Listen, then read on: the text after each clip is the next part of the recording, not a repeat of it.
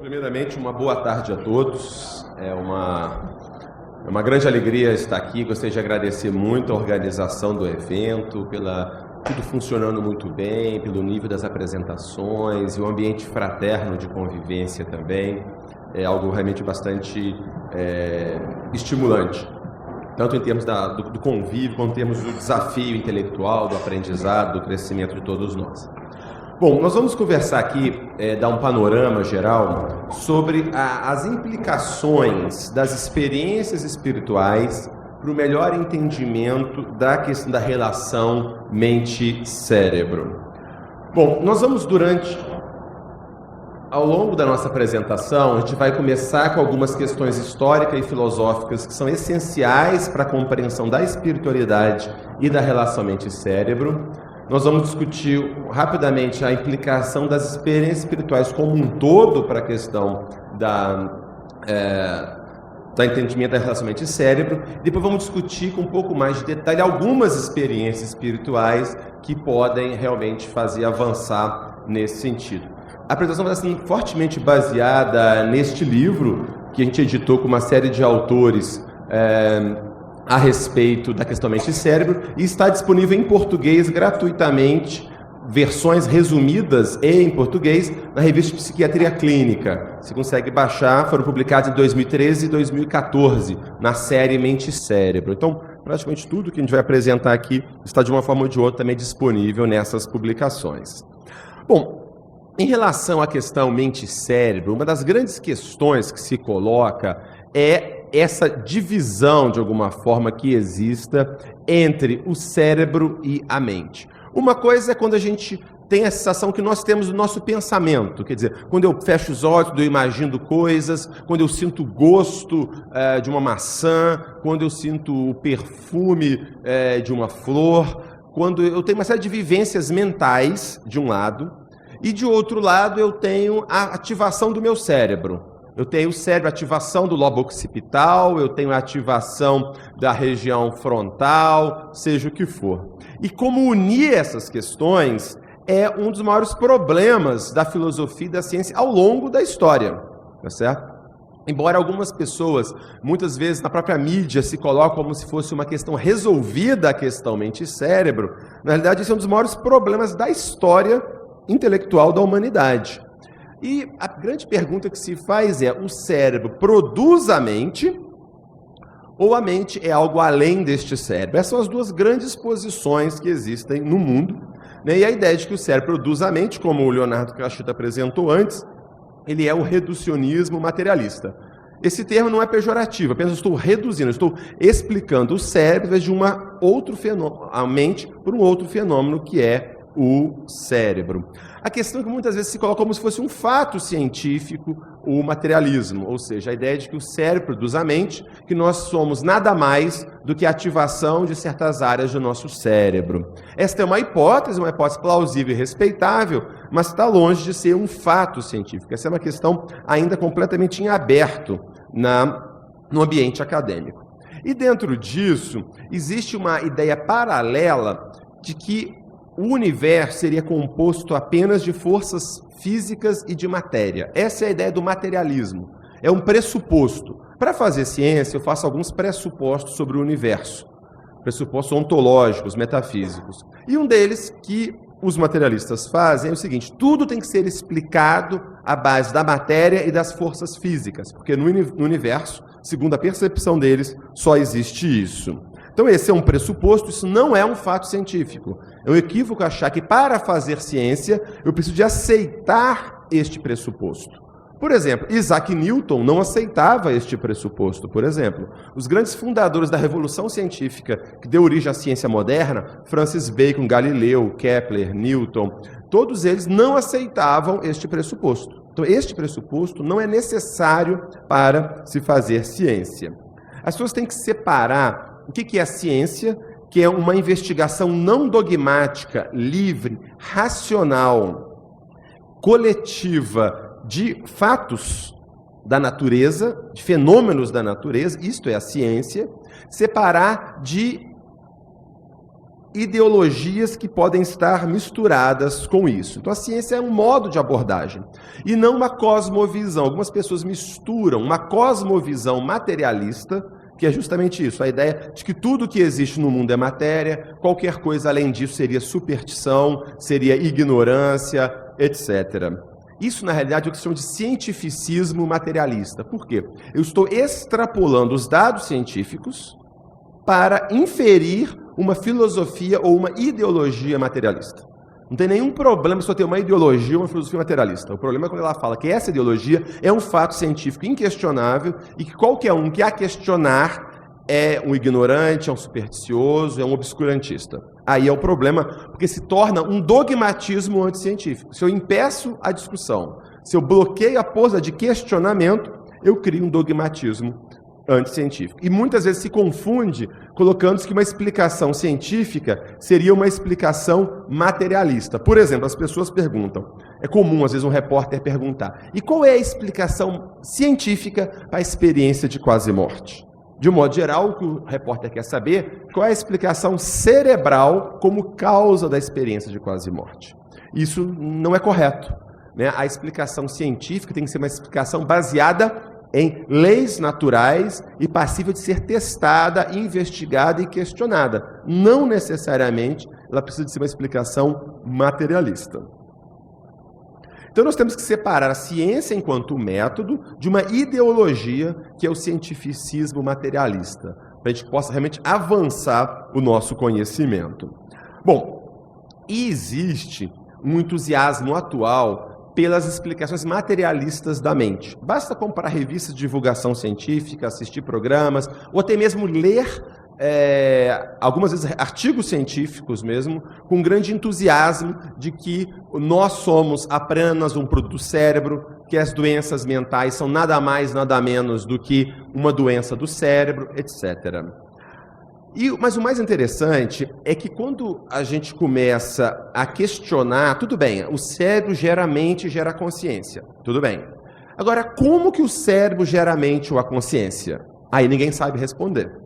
Mas dizem o seguinte, olha, mas nós estamos quase descobrindo. A ciência está avançando muito. A neurociência, a genética, avançando muito. Espera um minutinho. Daqui a alguns anos, a gente vai mostrar como a ciência, como o cérebro explica a mente. Esta é a explicação que se dá. E isso, um filósofo da ciência muito importante, o Karl Popper, e um neurocientista, prêmio Nobel, John Atkins, chamaram de materialismo promissório. Ou seja, eu passo uma promissória para o materialismo, que daqui a pouco ele vai me pagar. Não tem problema isso, só tem que saber que é uma promissória. Né? Mas tem um pequeno detalhe interessante, o professor Saulo Araújo, que é da Federal de Juiz de Fora, trabalha com História e Filosofia da Psicologia, ele mostrou que essa estratégia de que o materialismo vai explicar a mente, e está quase explicando, está logo ali na esquina, espera só um pouquinho, vem pelo menos desde 1700. Neste artigo, que também está disponível na revista Psiquiatria aqui, vocês podem baixar, ele traz inúmeros exemplos, citações literais dos autores materialistas franceses de 1700, e alemães de 1800, dizendo a mesma coisa. O cérebro produz a mente nada mais produz do cérebro, temos que vencer a superstição, a ciência está avançando, já estamos quase demonstrando como que isso acontece. Tem 300 anos. Tudo bem, só que eu preciso saber, então, que não é tão novidade quando se vê. Quando você vê, às vezes, um artigo, olha, o que a ciência acabou de demonstrar, você vai ver que não é bem assim. Já tem séculos esse tipo de argumento. E o mais importante, pouco progresso teórico e empírico de como o cérebro geraria a mente. A gente avançou, sim, como o Leonardo colocou, nas correlatos neurais. Que área cerebral está ligada com qual vivência mental? Isso se avançou. Mas, efetivamente, como o cérebro geraria a mente, nós estamos praticamente do mesmo estágio de 1700. Ou seja, então, houve muito pouco avanço. Então, nada mais é, muitas vezes, do que uma estratégia retórica, de dizer, olha, é verdade, isso é um fato estabelecido, acredite em mim, se você não acreditar, você é um ignorante anticientífico, sinto muito. Quer dizer, esse é o discurso, muitas vezes, que se coloca e que a gente tem que questionar. E tem uma chargezinha muito interessante, que tem um professor mostrando os neurônios, mágica, consciência. Aí o aluno pergunta, professor, você pode mostrar esse truque de novo, né? Como é que acontece assim? Então, assim, eu acho que é mais ou menos isso. E um dos problemas fundamentais para a visão materialista reducionista da mente é que um autor, o David Chalmers, que é um filósofo da ciência bastante importante, chama de abismo explicativo, explanatory gap. Ou seja, existe um abismo explicativo entre a vivência cerebral e entre a ativação cerebral e a vivência mental. É um buraco difícil de conectar uma coisa com a outra. Nós sabemos que existem correlações, né? Quando eu estou vendo ativação do lobo occipital, quando eu ouço uma outra região cerebral sendo ativada, quando eu penso, quando eu decido, eu tenho ativações variadas, mas como isso se relaciona, qual a relação causal, o nexo disso, ainda é um grande abismo. Por outro lado, as pessoas que consideram como um fato estabelecido de que o cérebro gera consciência, eles se baseiam basicamente em 3 argumentos que são cabais, no entender de muitos, de que o cérebro gera a mente. Primeiro, correlatos neurais. Ora, quando eu sinto amor pelo meu filho, por exemplo, eu tenho uma ativação numa área cerebral. Quando eu falo, quando eu penso, quando eu sinto, qualquer coisa, eu tenho ativações em várias áreas. Então, a conclusão que se chega é o quê? Obviamente, aquela ativação é que está gerando aquela vivência mental. Esse é um argumento. O segundo argumento é o da lesão cerebral. O caso clássico do Phineas Gage, que foi aquele indivíduo que estava trabalhando, fazendo uma cela de ferro nos Estados Unidos, e de repente um vergalhão explode no dinamite e atravessa o crânio dele, destrói boa parte do lobo frontal, mas ele continua vivo. Só que ele mudou bastante a personalidade dele. Então, isso mostra que a personalidade é gerada pelo cérebro. Se eu lesei o cérebro, eu leso a personalidade. Então, mostra que a personalidade é um produto da atividade do cérebro. Terceiro principal argumento que prova o materialismo: a estimulação cerebral. Ou seja, se eu estimular uma área no meu cérebro, por exemplo, eu estimulo uma área do meu cérebro e eu tenho a sensação de estar saindo do corpo, uma experiência fora do corpo. Então, alguns concluem a partir disso que a experiência fora do corpo nada mais é do que a ativação, por exemplo, do lobo temporal, do lobo parietal, seja lá o que for. Então, essas basicamente são as conclusões, as evidências apresentadas. Por outro lado, é o seguinte: nós temos um problema com esses argumentos. Quando eu mostro que uma área do meu cérebro estava ativada quando eu fiz qualquer coisa mentalmente, só quer dizer que aquela área está ligada àquela função. Não quer dizer que ela seja a causa última daquela função. Por exemplo, se eu estou tendo uma experiência qualquer e teve aquela ativação, significa apenas que aquela área do cérebro, por exemplo, eu estou vendo vocês. Meu lobo occipital está sendo ativado.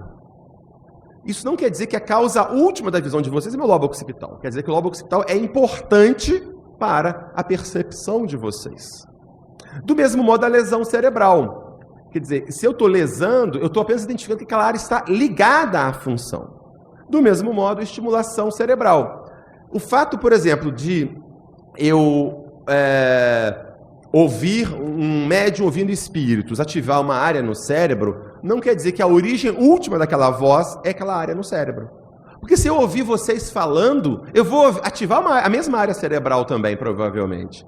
E a ativação da área cerebral não quer dizer que a voz de vocês não exista, que seja só algo dentro da minha cabeça. A melhor analogia que se pode fazer é com o aparelho de TV. O aparelho de TV, quando a gente é criança, a gente acha que o sítio do Pica-Pau Amarelo está dentro da TV, não é isso? Que a Emília mora lá dentro, o Visconde Sabugosa, todo mundo mora lá dentro. Porque quando eu ligo, eles aparecem, quando eu desligo, eles desaparecem. Eu acho que está tudo ali dentro. Com o tempo eu cresço e vejo que não é bem assim, que aquele aparelho é um transdutor. Ele recebe uma programação que vem de outro lugar, mas eu preciso dele para sintonizar e ver o programa, e ver a Emília, ver a Narizinho e ver o Pedrinho. Não é isso?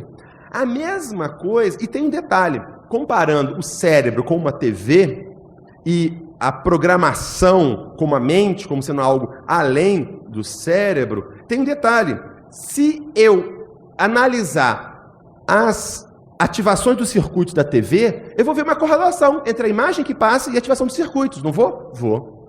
Se eu arrancar um pedaço da TV lá dentro, vai parar de funcionar ou vai funcionar com problemas. Se eu estimular a TV de outras formas, por exemplo, se eu colocar, em vez de pegar pela antena de TV, eu ligo um DVD, ligo um Blu-ray, faço qualquer outra coisa, eu vou ter imagens também. Mas nada disso prova que a origem última daquele programa está na TV. Do mesmo modo o cérebro. Ou seja, eu posso lesar o cérebro, eu posso estimular o cérebro, eu vou apenas mostrar que aquelas áreas do cérebro estão ligadas àquela função. Mas nenhum desses fenômenos provam que a origem última está dentro do cérebro ou fora do cérebro. Tudo bem até aqui? E é exatamente esta a ideia que se coloca. Porque, basicamente, esses achados podem ser explicados por duas teorias fundamentais sobre mente e cérebro. Uma delas é a teoria da produção, ou seja, o cérebro produz esses fenômenos todos. Existe a outra teoria, que é a teoria da transmissão, ou seja, o cérebro apenas recebe a atividade mental, que tem uma outra fonte, e ele é um instrumento para manifestação desta mente. Teoria da transmissão. Quem trabalhou isso, por exemplo, foi o William James. Inclusive é o nome do auditório aqui, né? O William James. O William James foi um médico, filósofo, psicólogo da Universidade de Harvard, nos Estados Unidos, uma pessoa extremamente importante nessa área de estudo da mente, da psicologia e tudo mais. E ele foi um grande pesquisador também dos fenômenos espirituais, fenômenos psíquicos, fenômenos paranormais, etc. E ele comenta que a teoria da transmissão e da produção, elas explicam muitas coisas em comum. Por exemplo, as duas explicam esses três achados, esse e esse. As duas explicam. Mas a teoria da transmissão teria uma vantagem. Há uma ampla classe de experiências que são dificilmente explicadas pela teoria da produção, que é a experiência espiritual. Estes fenômenos obscuros e excepcionais, relatados em todos os tempos, ao longo da história humana. Premonições, aparições do período da morte, visões, impressões clarividentes e uma ampla gama de capacidades mediúnicas. Experiências bastante paradoxais e sem sentido na teoria da produção. Por isso que quem aceita dogmaticamente, às vezes, a ideologia cientificista materialista, esses fenômenos não podem existir. Ponto. Não podem existir. É um fato estabelecido que não pode existir. Se tem alguma coisa que alguém relatando isso, deve ser algum equívoco, alguma fraude, algum engano, ninguém observou. Não pode existir este fenômeno. As pessoas ficam confusas. Por isso negam. Mas, por outro lado, esses se encaixam muito naturalmente na outra teoria. Precisamos apenas supor a continuidade da consciência. Então, a teoria da transmissão teria a vantagem de explicar tudo o que a da produção faz, mais os fenômenos espirituais, que é o que a gente vai começar a trabalhar daqui a pouquinho na nossa apresentação. Então, em relação à questão mente e cérebro, como eu falei, é um dos problemas mais graves do pensamento humano, da filosofia e da ciência, porque também ele tem uma relação muito forte com o entendimento da natureza humana, o que nós somos enquanto seres humanos. Nós somos um robô feito de carne? Nós somos apenas um computador biológico? Ou nós somos alguma coisa mais do que isso? Eu sou completamente determinado pelo meu gene e pelo ambiente em que eu nasci? Ou eu tenho algum tipo de livre-arbítrio, alguma capacidade de sobrepor a todas essas influências? Então são questões cruciais sobre a natureza humana que nós estamos discutindo. Por isso que muitas vezes geram reações tão apaixonadas, muitas vezes. E existe um risco de um fechamento prematuro desta busca. Como foi comentado, entre o ambiente sério de filosofia da mente, todo mundo sabe que essa questão não está resolvida. Embora muitos defendam um posição materialista, mas certamente os pesquisadores sabem que essa é uma questão ainda em aberto. E muitas vezes, infelizmente, nesse debate, do ponto de vista ideológico e político, há uma satanização do dualismo. Hoje em dia, dualismo é uma palavra feia, né? Você quer chamar alguém, você chama alguém de positivista ou dualista, você está xingando a pessoa. Embora ninguém saiba o que é positivista ou dualista, mas todo mundo xinga as pessoas assim. O xinga de cartesiano também é um bom xingamento atualmente também. Embora ninguém nunca leu Descartes. Né? Isso é interessante. Então, mas uma das coisas que se coloca muito é falar mal do dualismo cartesiano que atravancou a humanidade, que prejudicou a ciência e tudo mais, embora ninguém apresente nenhuma evidência objetiva Acho que o dualismo cartesiano realmente tem causado esses problemas. Mas porque o grande ataque é a visão não materialista do ser humano. Dualista por quê? O que é dualismo, simplesmente? Existiram duas substâncias fundamentais no universo. A matéria e a consciência, a mente. É só isso que é o dualismo. Agora, falar que tem dualismo não quer dizer que a matéria não interaja com a mente. Muito pelo contrário. O próprio René Descartes, ele tem obras inteiras dedicadas à relação da mente com o cérebro. Das emoções influenciando o corpo, do corpo influenciando as emoções e o pensamento. Então, na realidade, nós temos que vencer esses preconceitos. Então, nós estamos, na realidade, em busca de um paradigma real para compreender a relação mente e cérebro. E a grande polêmica é, né? O cérebro é um filtro para manifestar a mente ou ele produz efetivamente a mente? E nessa busca, do ponto de vista científico, em qualquer área científica de investigação, eu preciso incluir o amplo leque de experiências humanas. Se eu quero entender o ser humano, se eu quero entender a mente humana, eu preciso de ser capaz de explicar todos os fenômenos humanos. Eu não posso, isso aqui não pode. Fenômeno mediúnico, não, isso aqui é muito estranho, melhor não colocar. Ou então a pessoa tem uma experiência fora do corpo, não vamos tirar isso também, que isso aqui não pega bem. Quer dizer, não pode ser assim. Se eu quero explicar a mente humana, eu tenho que explicar tudo que a mente humana traz. E não cortar. O Thomas Kuhn comenta isso. O Thomas Kuhn, filósofo da ciência, né, ele diz o seguinte: frequentemente, quando a pessoa está num paradigma que não funciona muito bem, e ele comenta um paradigma que seria, às vezes, como um quebra-cabeça, que você vai juntando as peças. Tem umas regras, né? Ele falou, não vale, por exemplo, você pega uma peça que não encaixa bem, você recorta a peça para ela caber. Não pode fazer isso. Né? E às vezes a gente faz isso. Não, isso aqui não cabe bem, vamos tirar esse fenômeno. Peraí, mas se eu quero explicar o ser humano, eu tenho que estudar tudo.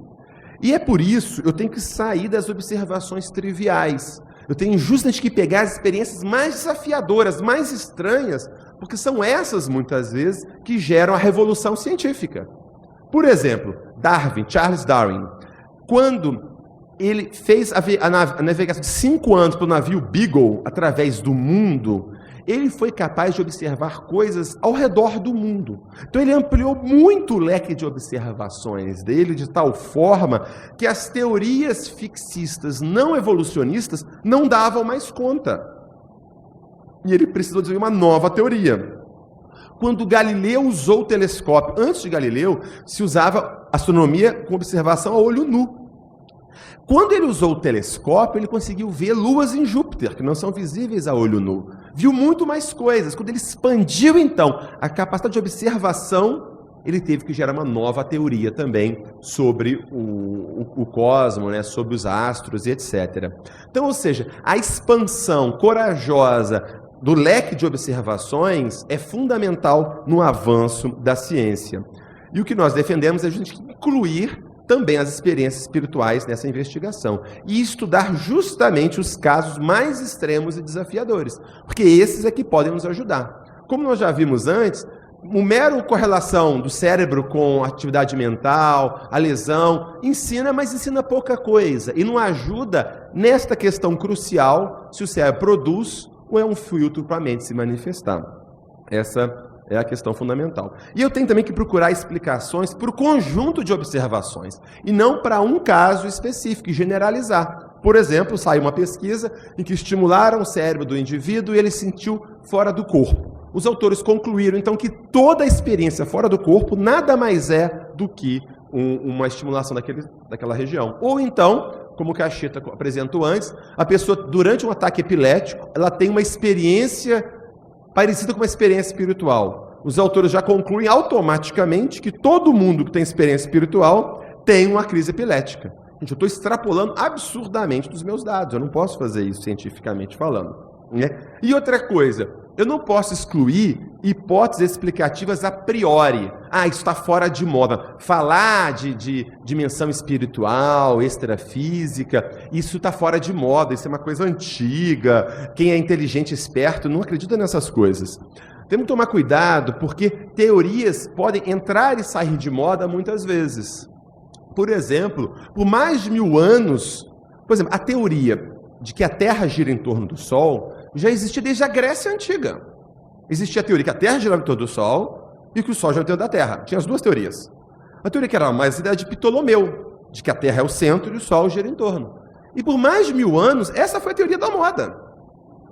Isso não quis dizer, então, que depois ela pudesse ser substituída por uma teoria que antes não estava muito na moda. Ou um outro exemplo, a hipótese da gravitação. Quando Newton propôs a lei de gravitação, que o Sol atrai a Terra à distância e sem nenhum contato direto, isso era completamente contra a ideia mecânica que existia na época da física e de astronomia. E o Newton foi desqualificado por muitos como sendo místico, porque ele era alquimista, inclusive, também, em cima da ideia mística, alquímica, não científica. E a gente sabe hoje em dia que Newton estava correto. Então, ou seja, a teoria está na moda ou não quer dizer nada. O que quer dizer é o seguinte, que evidências eu tenho a favor de uma teoria ou de outra, e que evidência eu tenho contra uma teoria ou outra. É isto que importa. O argumento de autoridade, história, isso não vale muito. Então nós temos, na realidade, ter humildade e rigor científico. Estarmos disponíveis a modificar as nossas premissas, mesmo as mais fundamentais. Dentro disso, entrando diretamente no nosso aspecto, as experiências espirituais podem nos ajudar muito, porque elas podem auxiliar na compreensão da mente da relação com o corpo. Por quê? Primeiro, as experiências espirituais estão, em geral, ligadas a estados anômalos de consciência, estados de transe, alterações mentais. Então, eu estou vendo outras funções mentais diferentes da habitual. Então, isso é a primeira questão. A segunda, essas experiências espirituais são transculturais e transhistóricas e parecem estar na base das crenças que a humanidade tem de que existe alguma coisa extrafísica. A ideia de que existe uma realidade extrafísica, segundo alguns autores, é por causa de uma necessidade de amparo, de acreditar em alguma coisa. Isso também pode existir. Mas muitos autores defendem de que essa crença existe também porque há fenômenos que sugerem isso. E esses fenômenos são os fenômenos espirituais, né? Então, e elas seriam bases empíricas para se testar esses candidatos a paradigma, e muitas vezes uma área negligenciada. Alguns exemplos de experiências espirituais que são muito úteis nesse aspecto. Estados meditativos e místicos, experiências de quase morte, experiências fora do corpo, experiências de final de vida, casos sugestivos de reencarnação, visões, aparições e vivências mediúnicas, por exemplo.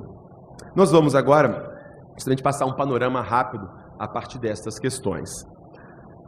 Os fenômenos psíquicos, quer dizer, há uma grande discussão, na realidade, muitos acham que isso é um fenômeno novo, que apenas atualmente se começou a discutir cientificamente. Na realidade, é uma longa tradição de pesquisadores de alto nível que se preocuparam com os fenômenos mediúnicos, os fenômenos espirituais como um todo, e da importância disso para a relação mente e corpo. Tá? Inclusive, vários ganhadores de prêmio Nobel. Então, nós temos desde Michael Faraday, Alfred Russel Wallace, que foi um importante biólogo, junto com Darwin, descobriu a teoria da evolução, né? O William James, Frederick Myers, muitos outros pesquisadores têm uma história, ou seja, principalmente no final do século XIX, início do século XX, muito da elite intelectual, das melhores mentes da humanidade se dedicaram a este tema. Infelizmente, ao longo do século XX, houve uma forte resistência a esse tipo de pesquisa e houve um grande refluxo desse tipo de pesquisa, que tem voltado agora mais uma vez. E o mais interessante, estas pesquisas sobre experiências espirituais e tudo mais, foram importantes para a descoberta de vários conceitos que nós temos sobre a mente. Por exemplo, a ideia de que nós temos uma mente inconsciente, uma mente subliminal. Este conceito foi feito basicamente a partir de estudos de experiência de transe, por exemplo, Frederick Myers, por exemplo, Pierre Janet, entre outros, Jung, vários pesquisadores que estudaram fundamentalmente experiências de transe, experiências mediúnicas de possessão e desenvolveram a teoria de uma mente inconsciente. Muitos de nossos estudos sobre a dissociação, a histeria, também surgiram a partir de estudos de fenômenos espirituais. É que muitas vezes os livros clássicos convencionais, eles higienizam a história. Eles tiram aquilo que não interessa, que não fica bem para a história, não é de boa reputação, e tiram. Mas hoje há um consenso. Esse artigo, por exemplo, é um que apresenta com muita clareza essa história para a gente poder ver. Bom, e quais seriam, então, as explicações mais comuns para as experiências espirituais, né? Uma que seria fraude, as pessoas estariam simplesmente fraudando. Poderiam ser alucinações produzidas por alterações cerebrais, por doença mental, etc. Seria apenas um efeito de sugestão dos desejos, das crenças dos indivíduos?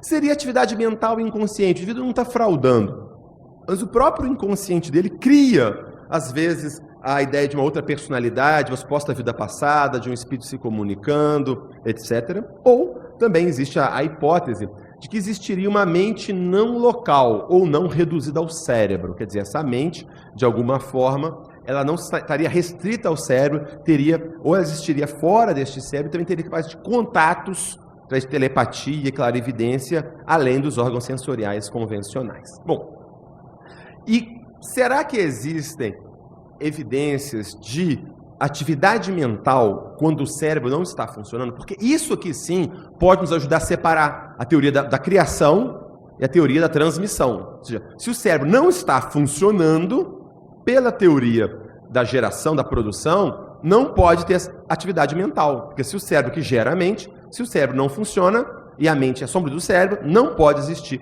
atividade mental. Então essa é uma questão importante. Esta é uma questão que pode ajudar a separar, um aspecto crucial que pode ajudar a separar entre a explicação mais reducionista ou a explicação não reducionista da mente. E aí nós temos aqui, por exemplo, alguns artigos justamente sobre a questão da experiência de quase-morte, que vai ser colocada daqui a pouco, né, pelo Pim Van Lommel. Eu tenho até um artigo também aqui do Mário Beauregard, que também faz parte dessa série, e que mostra o seguinte: nas experiências de quase-morte, há casos bem documentados de que, bom, durante uma doença grave, o cérebro fica prejudicado o funcionamento. Durante a parada cardíaca, o cérebro para de funcionar 20, 30 segundos depois ele para de funcionar. Então não pode haver atividade mental. Mas há vários relatos bem documentados de que manteria-se o funcionamento cerebral mesmo nessas condições. E os pacientes se referem ao funcionamento cerebral ampliado, melhorado. E isso independe de crenças, de religião, expectativas culturais, de ter doença mental, da falta de oxigênio, do uso de medicações, que são muitas vezes explicações convencionais para as experiências de quase-morte. Então, ou seja, além de tudo isso, há um relato de descrições verídicas, em que as pessoas descrevem coisas que aconteceram no período de parada cardíaca. Ou seja, no período de parada cardíaca, o cérebro não está funcionando. Então, o indivíduo, se o cérebro gera consciência, ele não pode ter memória nenhuma e lembrança, consciência de nada. Mas há pessoas que tiveram parada cardíaca e descrevem fatos que ocorreram, que foram verificados durante o período que ele estava inconsciente em parada cardíaca. Ou seja, o que sugere que aquela consciência, de alguma forma, estava vigil, estava alerta, ativa, ainda conseguindo guardar memória para relatar depois. Ou seja, sugerindo que o cérebro não seria a última origem, a causa final da experiência mental, já que o cérebro estava desativado naquele período. E agora, indo além, será que existe a evidência de atividade da mente após a morte do cérebro? Essa é uma questão, naturalmente, ainda mais controversa do ponto de vista acadêmico, porque muitas vezes a gente associa a personalidade ao corpo físico. A identidade pessoal nossa está muito ligada ao nosso corpo físico. Mas há uma ampla discussão filosófica sobre o que é a identidade pessoal. Na realidade, por exemplo, quando eu tenho um parente e eu olho para o parente e sei que é o meu parente, eu estou vendo pela parte física, ok. Mas e quando eu reconheço, por exemplo, por uma mensagem que ele deixa, por uma ligação, por um e-mail, mesmo quando ele liga por outro telefone, eu posso reconhecer aquele indivíduo pelo tipo de voz, pela memória, pela lembrança dele. Por exemplo, imagine que eu tenho um parente que sofreu um acidente gravíssimo, teve o corpo inteiro queimado. Imagine nós estamos numa época que não existe teste de DNA. Aquela pessoa foi para uma guerra, meu parente foi para uma guerra, voltou todo queimado, e ele chega e fala que é o meu parente.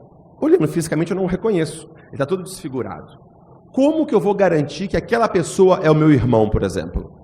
Como que eu vou garantir isso? Eu vou garantir por um padrão de qualidades, como os desejos. O que o meu irmão gosta, de um modo geral? Como que ele pensa? Quais são os sentimentos? Qual é o modo dele de lidar? Qual é o jeitão dele? O que ele sabe? As memórias, a continuidade do caráter e da memória. É isso que é o fundamental para identificar uma personalidade. Não é necessariamente o corpo, mas a continuidade do caráter e da memória. E a grande pergunta é, há evidências da continuidade do caráter e da memória após a morte do corpo físico?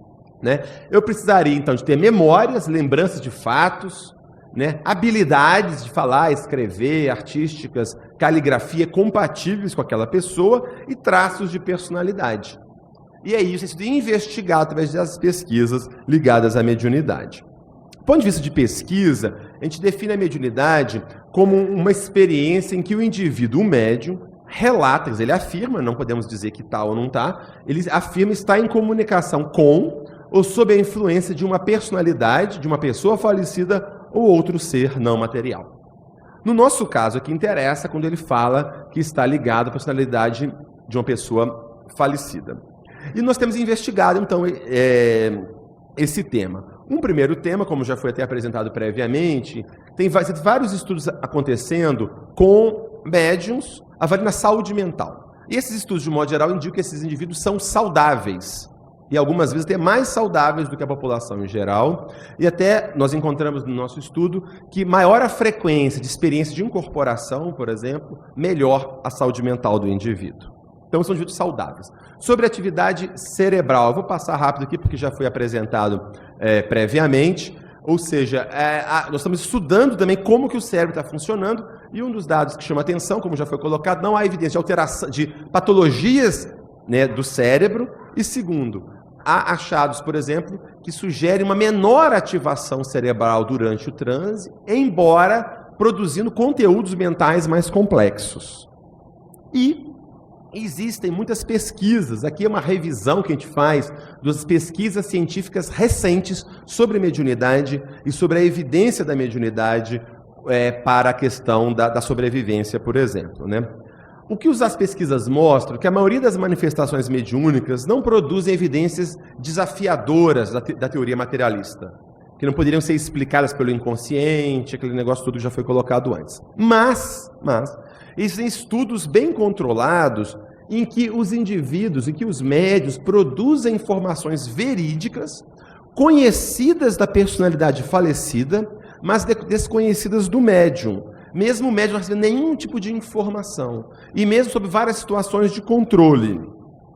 E também há evidências de que o médium ele é capaz, em algumas situações, de ter habilidade, de demonstrar habilidades que ele não possuía previamente. Habilidades que eram compatíveis com a da personalidade antes de falecer. E entre as evidências recentes, a gente tem, por exemplo, o estudo, alguns estudos, 4 estudos recentes publicados em revistas científicas, em que eles fizeram de modo controlado, basicamente o seguinte: a pessoa que procuraria o médium não era o parente do falecido, ele era só alguém por procuração, que estava lá e pegava as informações, para o médium não conseguir pescar nenhuma informação da pessoa. E depois, o parente mesmo, ele recebia as informações mediúnicas que eram direcionadas para o parente dele e mais 4, 5 relatadas, ligadas a outra pessoa falecida. Só que o parente não sabe qual daquelas 5 comunicações é a dele e qual que são as controle. E ele precisa de dizer qual dessas mais provavelmente é a dele. Ou ele vai dar uma pontuação para uma e para outra. Então. Se fosse por um acaso, se o médium não tivesse capacidade de obter informações, o médium pegaria aleatoriamente. E os estudos apontam, de modo geral, que o médium tende a selecionar, o parente tende a selecionar ou a pontuar mais aquelas comunicações direcionadas para ele, sugerindo que o médium, de alguma forma, conseguiu produzir informações relevantes. Esses 2 estudos foram resultados positivos, esses 2 resultados negativos. E publicamos recentemente um estudo sobre as cartas de Chico Xavier. Fizemos uma análise qualitativa, mas detalhada, publicada no final do ano passado, em que nós basicamente identificamos um indivíduo, era um aluno que faleceu, e os pais, poucos meses depois, procuraram o Chico Xavier. E o que nós encontramos, basicamente, foram informações bastante precisas, desde o nome das pessoas, o local onde aconteceu, hábitos do indivíduo, hábitos dos parentes que ninguém sabia. Por exemplo, o pai dele pensava em se matar, ia ao cemitério diariamente. Ninguém sabia que o pai fazia isso, era uma coisa escondida, por exemplo. Coisas de infância, tudo que ocorreram durante essas cartas, né?